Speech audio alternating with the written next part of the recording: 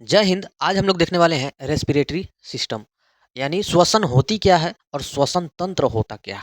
सबसे पहले हम लोग एक बात जानते हैं कि बचपन में हमने पढ़ा था कि सांस लेने और छोड़ने की प्रक्रिया को श्वसन कहते हैं और यह बात लगभग सही है।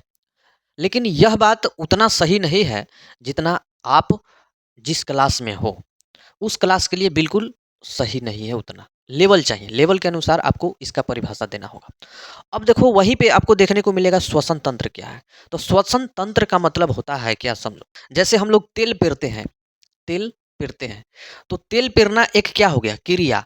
और तेल पेरने वाला मशीन क्या हो गया, तेल पेरवा मशीन।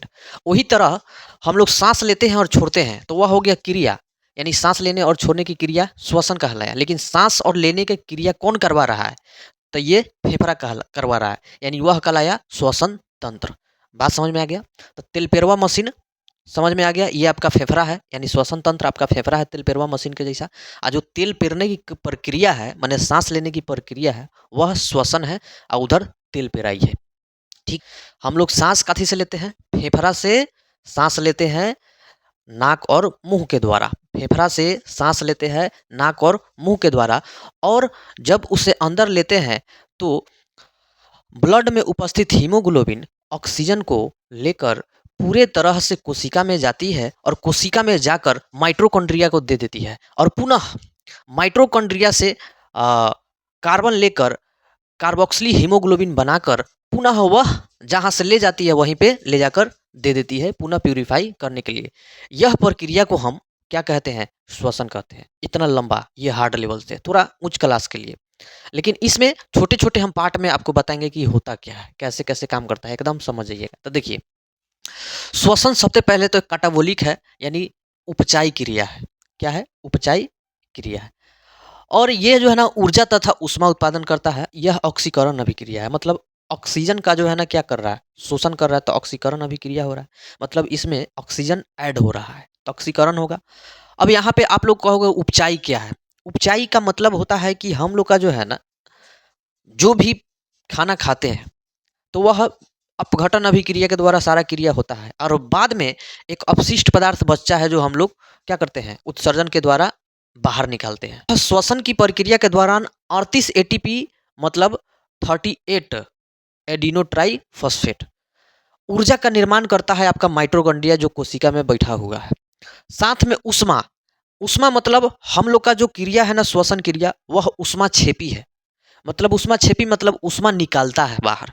जैसे हम लोग सांस को छोड़ते हैं तो देखना, ऐसे करके देखना, करके देखो तो अभी गरम गरम हवा निकल रहा है, गरम गरम हवा निकल रहा होगा, इसका मतलब वह क्या है, ऊष्मा छेपी अभिक्रिया है। क्लियर।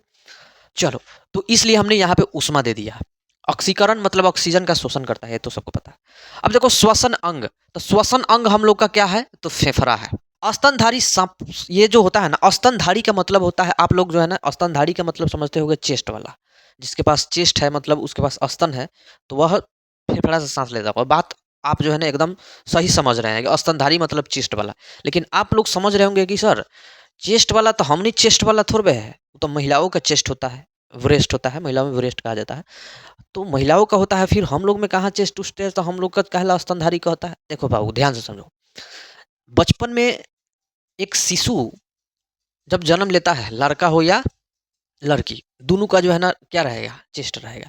लेकिन हम लोग में जो है ना, हम लोग में जो है ना स्तन ग्रंथि नहीं पाई जाती है, यानी जिसको हम लोग दुग्ध ग्रंथि कहते हैं, वह हम लोग में नहीं पाई जाती है, लेकिन लेडीज में पाई जाती है।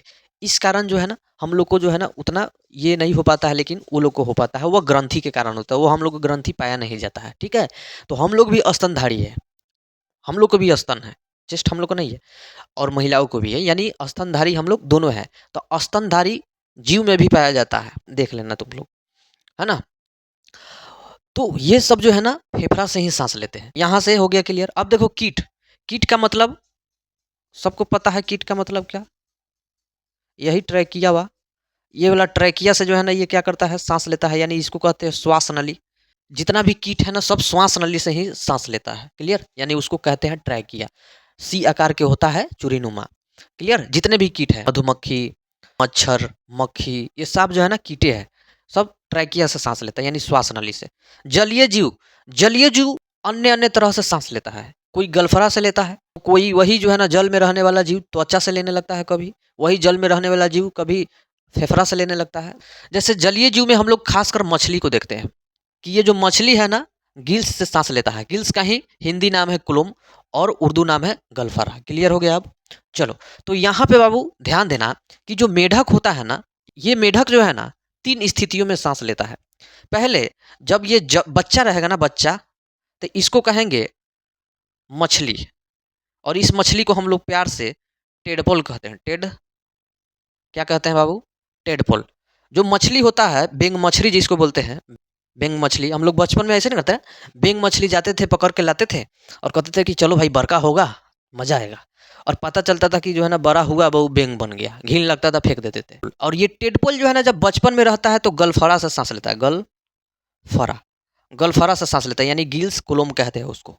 और वही जब यह बड़ा होता है तो यह पृथ्वी पे आ जाता है तो फेफड़ा से सांस लेता है, क्योंकि उभयचर है, कभी जल में रहेगा कभी स्थल पे रहेगा। अब यही जब पृथ्वी के अंदर भूमिगत में चल जाता है, भूमि के अंदर चल जाता है, तो त्वचा से सांस लेता है। देख लो, 3 तरह से सांस लेता है ना। शिशु में यानी बचपन में रहेगा तब गलफड़ा से, जवानी में फेफड़ा से, अब बुढ़ापा में त्वचा से। मतलब बुढ़ापा कथी, जमीन के अंदर चल जाता है त्वचा से। क्लियर? अब देखो, श्वसन जो होता है ना, 2 तरह से होता है। एक होता है निश्वास, एक होता है निःश्वास। तो निश्वास का मतलब होता है सांस लेना। निश्वास के मतलब क्या होता है? सांस लेना। और निःश्वास का मतलब होता है सांस छोड़ना। जैसे देखो, निह करो था, निह सांस निकल रहा है ना, इसका मतलब निह सांस निकल रहा है, मतलब सांस छोड़ना। और नी सांस आ रहा है, नी सांस आ रहा है, मतलब सांस लेना निश्वास, सांस छोड़ना निश्वास। इसको ही प्यार से कहते हैं हम लोग प्रश्वास और उच्छ्वास। इसको कहते हैं प्रश्वास, इसको कहते हैं उच्छ्वास। अब प्रश्वास उच्छ्वास जब मिल जाता है तो श्वासो उच्छ्वास कहते हैं।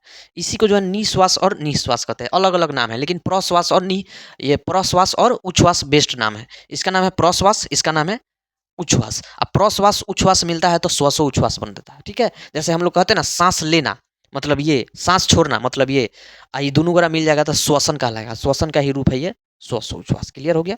चलो, स्क्रीनशॉट लेना है तो ले लीजिए। अब देखते हैं श्वसन तंत्र के जितने विभाग होते हैं उसको पूरी तरह से डिटेल से समझते हैं। सबसे पहले आता है हम लोग का नसा छिद्र, नसा कपाट और ग्रसनी। ये तो हम लोग मुंह से ही समझ सकते हैं। जैसे देखो, यहाँ पे कह रहा है नसा छिद्र। नसा छिद्र मतलब ये नसा वाला, ये नाक है ना, नाक, ये नसा छिद्र कहलाएगा। उसके बाद नसा कपाट है।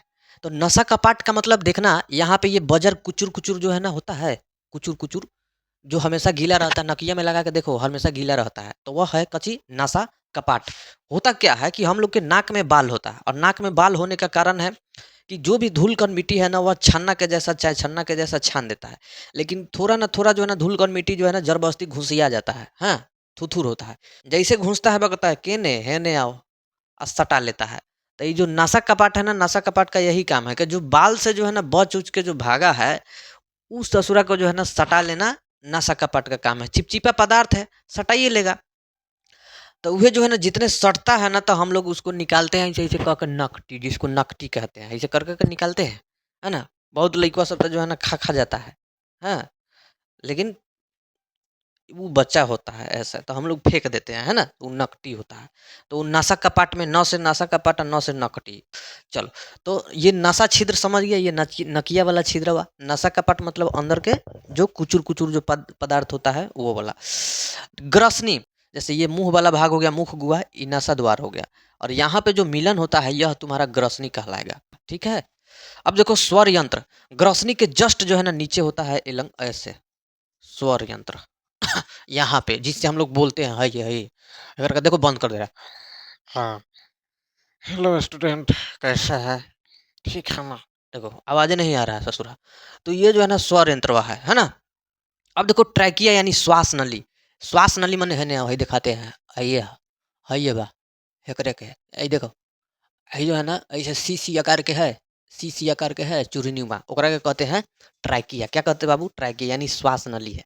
ये जो है ना क्रमाकुंचन गति से जो है ना हम लोग का क्या करता है, ऊपर नीचे जो है ना स्प्रिंग की तरह लमरते रहता है। जैसे ऊपर किए देखो ऐसे हो गया, नीचे किए ऊपर किए नीचे। अगर ये ना रहता ना स्प्रिंग में जैसे, तो ऐसे कर देता, कहता आइयो दादा टूट गए, नीचे करते, अरे बाप रे बाप, प्रेशर मारा ही तो, ऐसे करते हैं हम लोग। तो ये जो है ना ट्रैकिया बहुत ही महत्वपूर्ण भाग निभाता है हम लोग के शरीर में। अब देखो जैसे जो है ट्रैकिया वाला ये सब काम हो गया, ये सी अकरवा वाला काम हो गया इसका, तो आता है ब्रोकाई। ब्रोकाई का मतलब क्या होता है समझ लो, ये 2 भाग में बँट जाता है। ये आपका हुआ ब्रोकाई, ये ब्रोंकिलिस जो है ना आपका ये क्या हो गया? ये वायु कोष्ठक, ये हो गया आपका वायु कोष्ठक। ये क्या हो गया? वायु कोष्ठक। यहीं से जो है ना ऑक्सीजन हीमोग्लोबिन से क्या करता है? जयमाला करता है और उसके बाद जो है ना पूरे शरीर में लेकर जाता है। अब देखो वायु कोष्ठक से बाद यहाँ पर हीमोग्लोबिन का यानी ब्लड का बात आ गया, यानी हीमोग्लोबिन अब ब्लड से जो है ना क्या करेगा? अपना काम करेगा। मतलब ब्लड में तो हीमोग्लोबिन वहाँ होबे करता है, और वायु कोष्ठिकस से जो है हीमोग्लोबिन ऑक्सीजन को बैठाएगा और पूरे जो है ना ताजमहल का सैर कराएगा, है ना?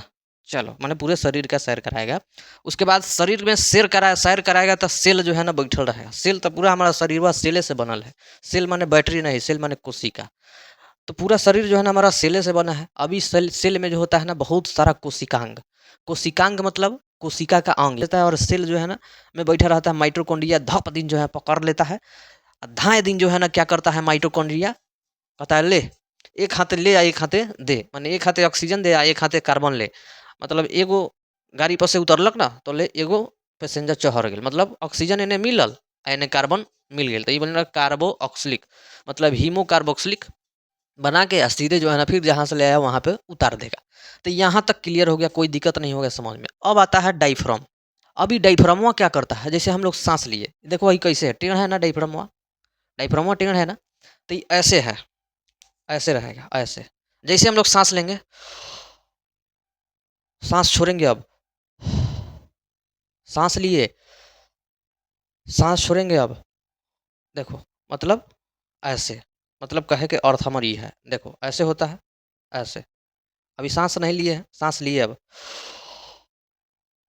सांस छोड़ेंगे, सांस लेंगे, सांस छोड़ेंगे। देखो सांस छोड़ रहा है तो ये फिर ऐसे मुड़ जा रहा है, मतलब सांस छोड़ रहे हैं तो ऐसे, और सांस ले रहे हैं तो ऐसे सीधा स्ट्रेट लाइन हो जा रहा है। ये कुचुर कुचुर पदार्थ जैसा होता है। कुछ कुछ पदार्थ में मीठ भात हम लोग ना खाते, तो मीठवा में कुचुर कुचुर जो पदार्थ ना होता है अस्थिया के ऊपर लगल वैसा जैसा होता है। ये जहाँ टूटल वह हो गया। इसका मेन काम क्या है डायफ्राम का? फेफड़े में जो है ना हृदय के जैसा पंपिंग सिस्टम नहीं है कि पंप कर देगा, नहीं है। जैसे हृदय करता है ना एक धड़कन में 70 ml, लेकिन एकरा पास तो कोनो सिस्टम नहीं है पंप करने ला, तो नीचे लगा रहता है डायफ्राम। जैसे जो है ना हवा भरता है तो उतना शक्ति न रहता है कि हवा को फिर बाहर निकाले, बस नीचे से डायफ्राम रहता है, मारता है हचाक दिन, एक बार जो है ना फचाक दिन फेंक देता है, समझ रहे हो? ढाई दिन जो है ना मुंह से फेंक देता है। जैसे देख लेना किसी को ये होता है तो ऐसे ऐसे दबा जाता है, ले ऐसे ऐसे खूब दबा जाता है, ताकि उसका जो है ना पूरी तरह से ब्लड सर्कुलेशन, फिर वायु का मार्ग जो है ना फ्रेश हो जाए। अच्छा है देखना कभी कभी पेट में मारता है सही हार के कोनो, ले जैसे पेट में मारता है तो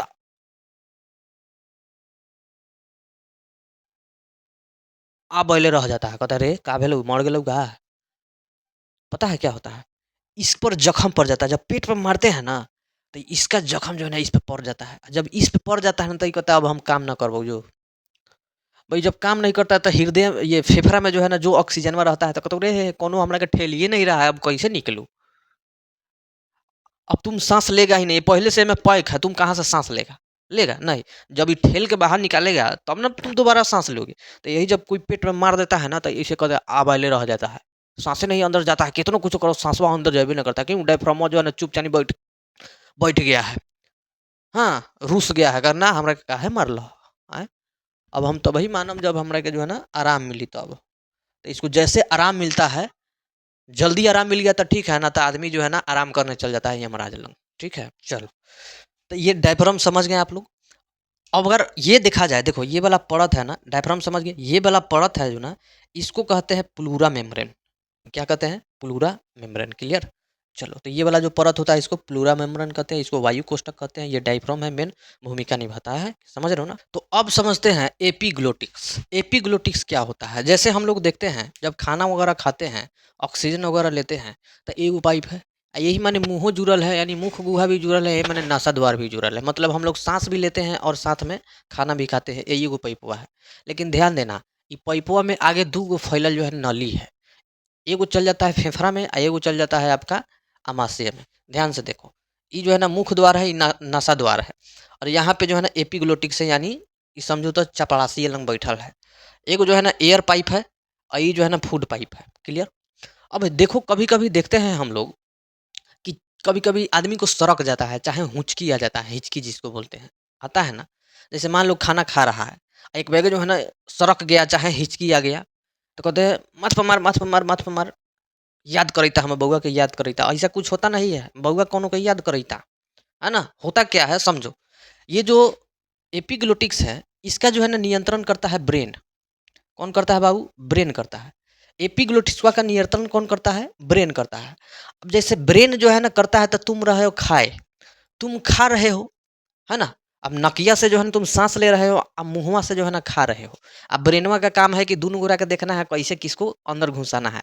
यहाँ पर जो है ना ये खड़ा है ले है, इसको नियंत्रण देना है ब्रेन के द्वारा। लेकिन ई ससुरा जो है ना बदमाश है।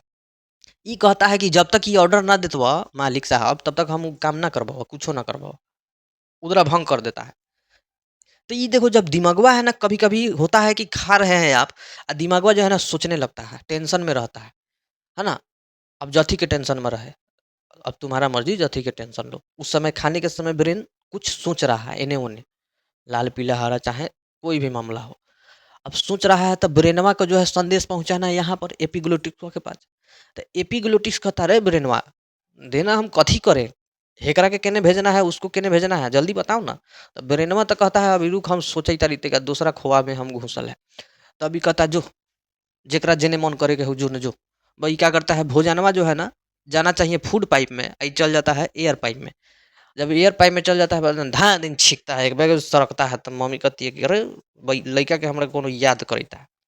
ऐसा कुछ होता नहीं है। ब्रेन जो है आपका तो अलग काम कर रहा है, एपिग्लोटिक्स जो है ना इसके निर्देशानुसार काम करता है।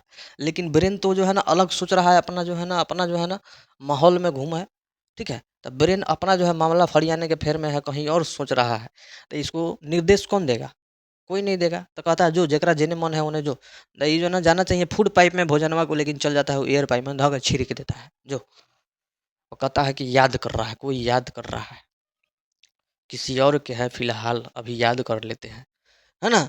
तो यही चीज होता है, यानी कहा जाता है ना, प्यार के नाम में उसी दिन छेद हो जाता है जिस दिन तुम्हारी वाली जो है ना अपने से सुंदर सहेली से भेंट करा देता है। समझ रहे हो? हाँ। तो यही ससुरा ई है। जाना चाहिए है ने, अब भेज दिया है ने। क्लियर हो गया? चलो।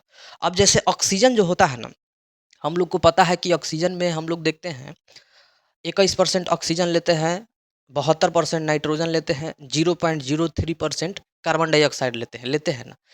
और वही कार्बन डाइऑक्साइड में हम लोग मिला देते हैं 21% में से 4% कार्बन डाइऑक्साइड में, मतलब इस 17% हो जाता है। मतलब लेते हैं 21%, अब भेजते हैं 17%, 4% कहाँ चल गया? तो कार्बन डाइऑक्साइड बन जाता है। और भी अन्य गैस हम लोग उपयोग करते हैं, साथी संगतिला मन लागेला। जैसे मेला जाते हैं तो मेला अकेले थोड़े जाइएगा, नहीं 10 गो नहीं रहेगा तो मजे नहीं आएगा। तो यही तरह जब श्वसन करता है ना हमारा शरीर या फेफड़ावा, तो ऑक्सीजनवा जो है ना नाइट्रोजन को भी साथ लाता है, कार्बन डाइऑक्साइडो को भी साथ लाता है, ऑक्सीजनवा तो साथ है ले, फिर साथे जाता है, फिर साथे आता है। उसका कोनो काम है?